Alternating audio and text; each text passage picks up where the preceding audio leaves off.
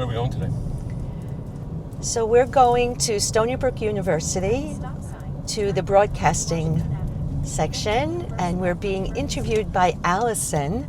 She does I think it's a weekly program on addiction and overdose. She's doing it in honor of her brother that she lost, Stephen, and she's asked to meet us. She found out about us through one of our moms, Mary Ellen. She'll be there today. And we've spoken briefly, and now we get to share our stories, our children's stories, our angel stories. And, you know, the message is that we suffered for so long alone while our children were in addiction. And now we get to know that we're not alone, that there are many like us that have been quietly suffering through this disease. You know, one person in the family is sick and using and struggling, and the whole family, because they feel so isolated and shamed by this, are trying to figure this out by themselves. And so I know for me, once Adam passed after 10 years of struggling, it was almost, I found out that there was another way to navigate this. The journey is not to be alone. The journey is not to be silent on so many, on so many levels. You know, whatever we're going through. You gonna let me go? Thank you. Whatever we're going through in our lives, there's always struggles. There's always darkness to get through. So how do we do this? Our choice is to figure that we need to do it alone, or we reach out and ask for help. And so that's what the beating hearts represent. It's a reach out from the heart, not necessarily with answers to addiction, but more of a space to feel safe and a space to share the things that we never imagined we would be able to share. And then what remarkably happens is through that process, we end up being able to share more about our children's lives, more about how we're able to live now in service, in helping others.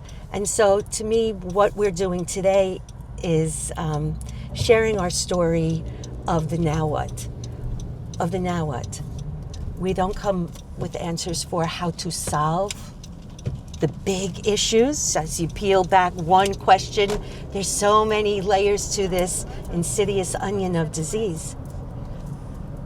But we do represent healing. We do represent healing through really going through, not just pushing it aside, but breaking open, allowing our hearts to crack open instead of shut down.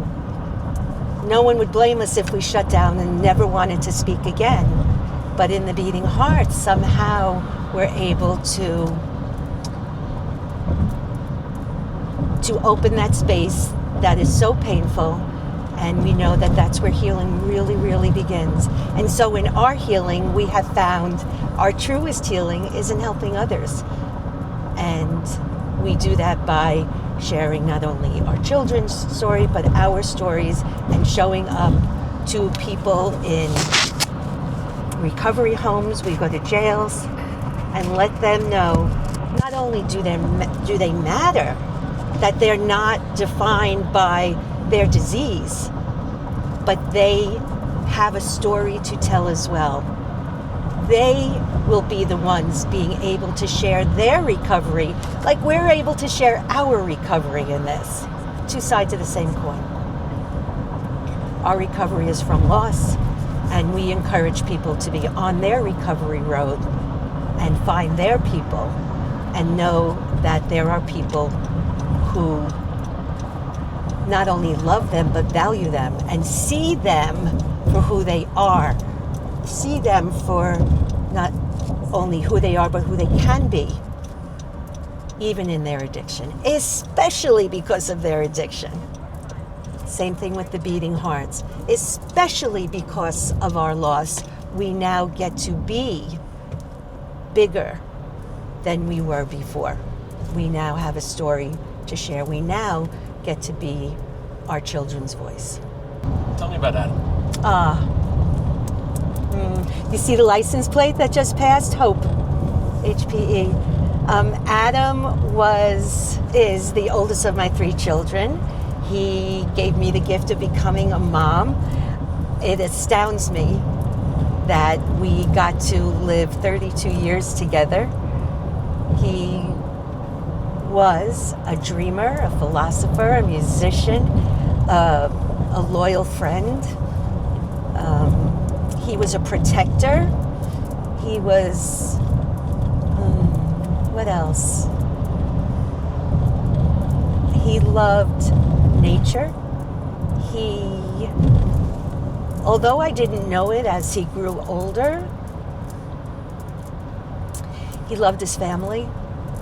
He loved his friends. He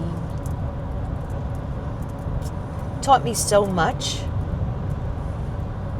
but so often I didn't understand because he was a big thinker, a very big thinker. He was always looking up. His gaze was always upward. And now I see that it was he was fascinated with what he couldn't see, what was bigger than him. And now I can understand more of who he was. You know, when he was alive, there was so much I didn't get. There was so much I didn't understand. There was so much I wanted to change.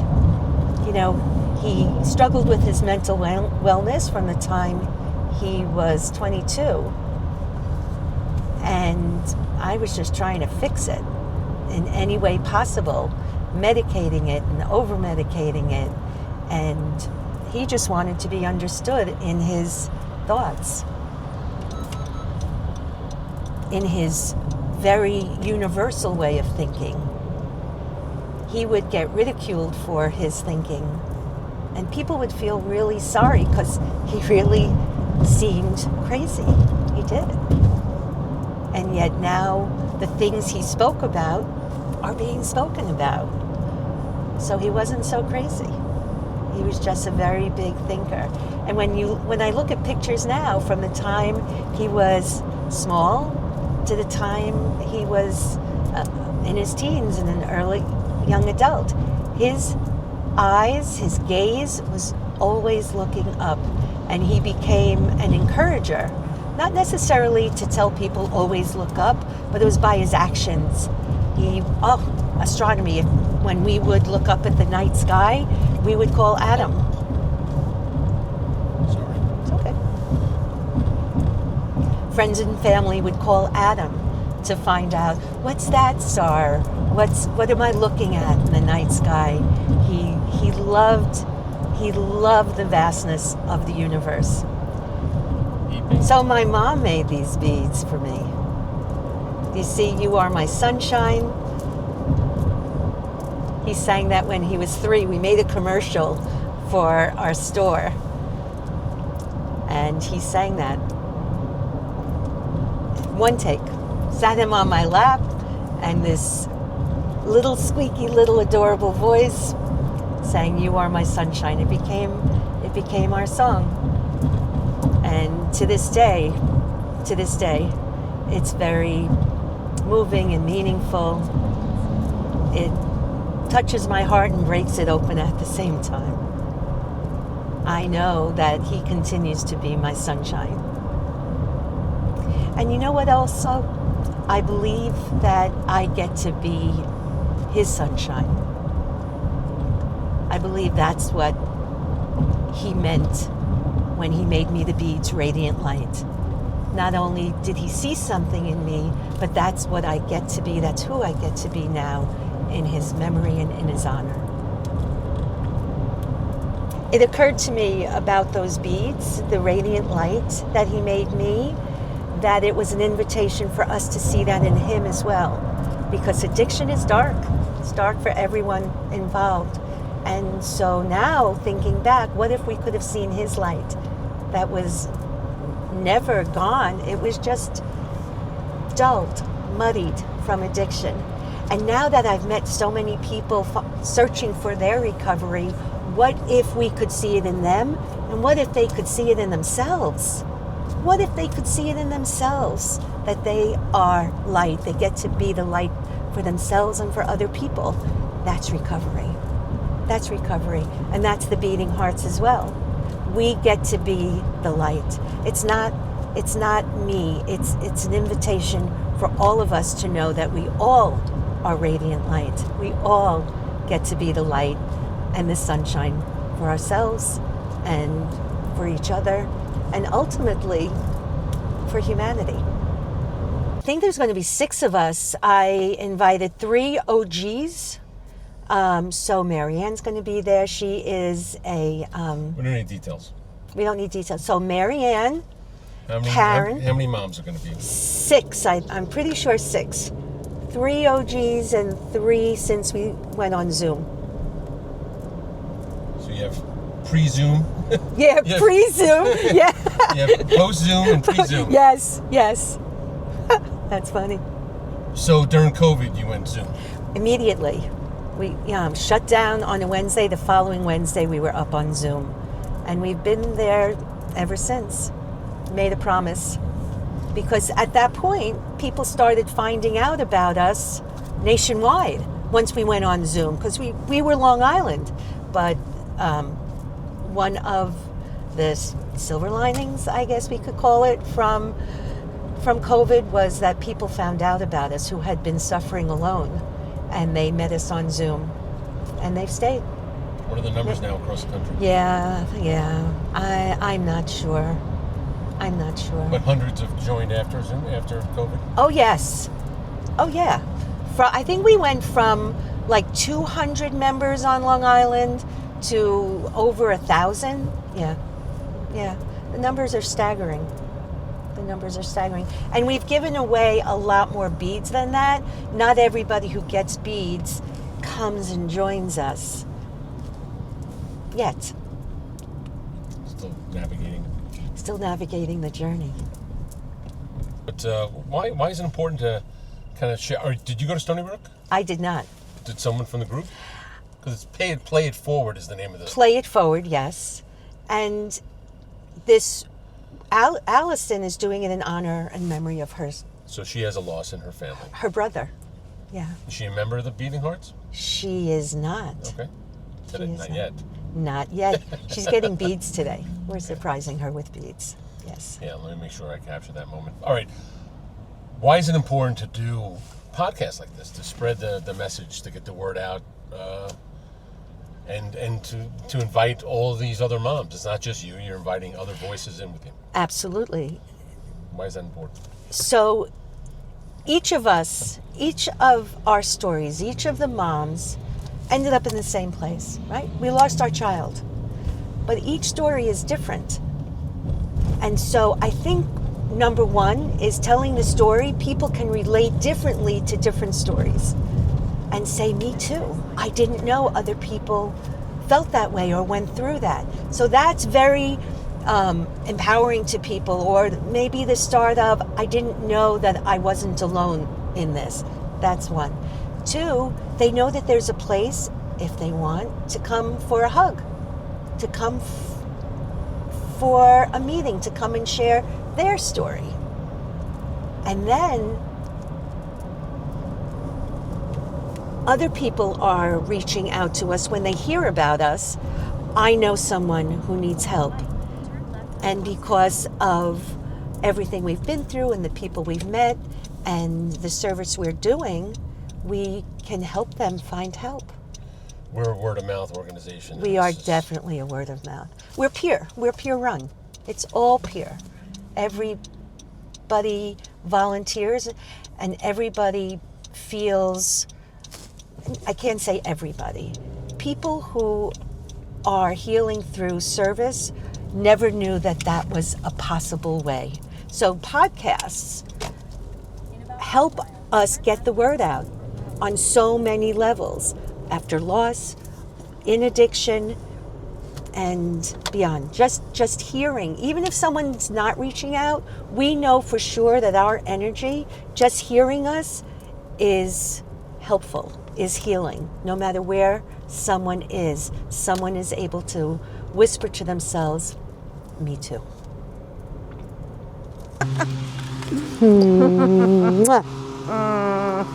Well, good to see you.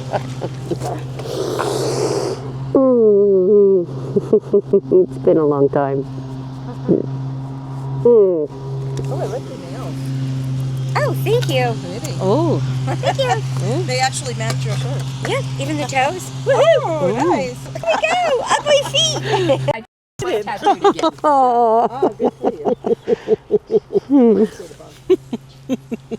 Hello. Did you? I gotta reach out to. I saw your post. Oh, thank you. I gotta Yeah. reach out and see Yeah. if how he did. He should be there now. So now I know if So I want to where take did a he- bus to visit you, it's only gonna take me 27 hours. Well, that'll bring me to Memphis. Okay. Linda, why is it better with numbers? Picked up a bunch of moms. Why is it better to tell the story with multiple moms? Because it's not about one person, it's about all of us. And we've all shared different experiences and have different stories. So to hear from different moms is much more effective, empowering, and much more far reaching than just one story. Oh, we're hugging? Let's hug. Again? Yeah. Let's hug again.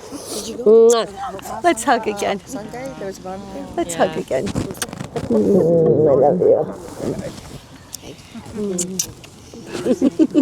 I'm falling for you. What are you doing? What are you doing? Get in here. all right, I'm bringing the beads.